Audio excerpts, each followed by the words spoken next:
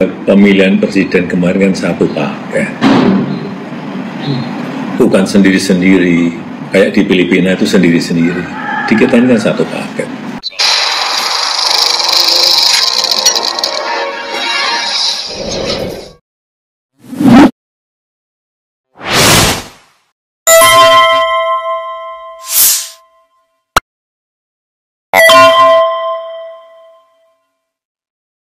Assalamualaikum warahmatullahi wabarakatuh.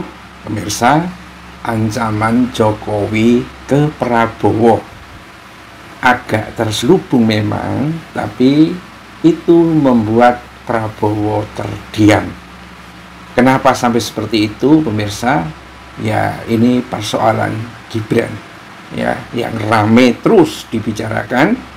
Pertama, memang kualitas Gibran yang tampaknya di bawah standar.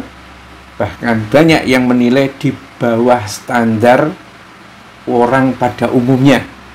Karena pada masa kecilnya, dan sekarang malah di otak-atik persoalan ijazahnya, Gibran itu terkenal karena oramu dengan ya, blow on gitu ya. Karena teman sekelasnya pernah men-tweet atau memposting di X, memang di bawah standar sekali. Kalau kelas 2 SD ditanya 2 ditambah 2 dan tidak bisa menjawab ya, setelah mikir sekian lama, terus mau dikatakan apa coba? Karena pertanyaan itu untuk anak TK saja itu sudah bisa diselesaikan ya. Yang kedua, memang ya, dorongan-dorongan untuk Gibran ini didongkel ya, ijazahnya juga masalah sepertinya, dan ini mau dibongkar sama Dr. Tifa ya. Nanti dulu, karena apa ya, siapa yang bisa mengatakan bahwa Gibran itu punya ijazah SMA? Enggak ada, sama sekali tidak ada ya. Karena suratnya untuk maju ke wali kota itu hanya surat keterangan dari Dikti, bukan ijazah yang dikeluarkan oleh sebuah SMA yang manapun. Dan mungkinkah surat keterangan dari Dikti itu bisa dipakai untuk mendaftar di perguruan tinggi yang manapun? Dan Gibran berani-beraninya mencantumkan di depan namanya, di belakang namanya itu BSC ya, dan seterusnya ya. Sehingga alasan dari para jenderal ini ya banyak sekali untuk bisa mendongkel ya, Gibran itu untuk jatuh ya. Tetapi sampai sejauh ini Prabowo benar-benar terdiam, tidak mengambil sikap sama sekali. Apakah Prabowo tidak mengerti tentang persoalan ini? Saya kira tahu persis ya kan. Tapi kenapa Prabowo sampai terdiam?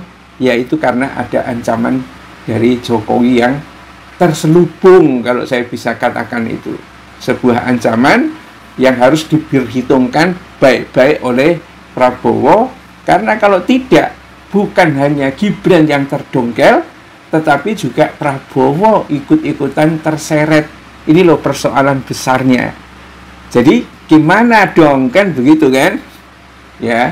Ini persoalan yang tampaknya bulat, pemirsa, karena Jokowi itu memberikan pembelaan atas munculnya desakan pemakzulan terhadap Gibran itu dengan kata-kata bersayap, dan sayapnya kuat banget gitu kan. Loh, itu satu paket itu ya, presiden dan wakil presiden itu. Apa artinya? Kalau Gibran didongkel dan mereka berhasil mendongkel, ya Prabowo harus ikut dong. Masa Gibran saja? Itu intinya. Ancaman terselubungnya itu di sana. Sehingga Gibran ya lebih baik membiarkan aja. Di samping memang tidak bisa dipungkiri ya, Prabowo ini memang sebetulnya tidak memadai atau tidak mendapatkan simpati publik ya. Yang kerja berkeringat-keringat itu memang Jokowi ya. Itu kalau kerjanya benar. Cuma ini memang kerja penuh tipu-tipu itu. Dan bisa jadi file yang ada di KPU, dokumen-dokumen kecurangan yang ada di KPU yang sudah ditanyakan oleh Roy Suryo itu betul-betul memang sudah ada di tangan Jokowi. Itulah yang membuat situasi kenapa desakan terhadap pencopotan Gibran itu kayaknya didiemin sama Prabowo. Sebetulnya bukan didiemin, mungkin Prabowo juga diam-diam itu suka gitu ya, tetapi dia terdiam, jangan sampai gerak-geriknya itu ya terbaca oleh Jokowi. Ya, baru saja Prabowo memberikan respon ya terhadap Tom Lembong dan Hasto Kristianto dalam satu keputusan ya yang begitu cepat untuk memberikan abolisi dan amnesti aja, seluruh termo sekarang seperti memusuhi Prabowo ya. Ini menandakan bahwa kemungkinan kalau Prabowo sampai terlibat dalam persoalan Gibran, ya ini mati siji mati kabeh ya. Ini kayaknya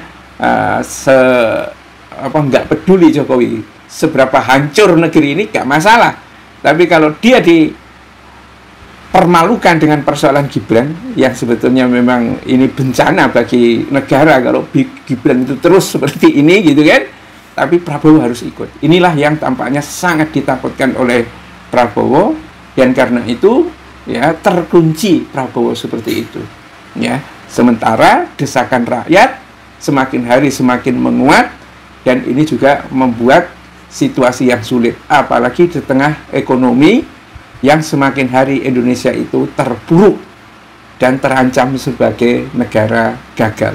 Bila taufik wal hidayah. Assalamualaikum warahmatullahi wabarakatuh.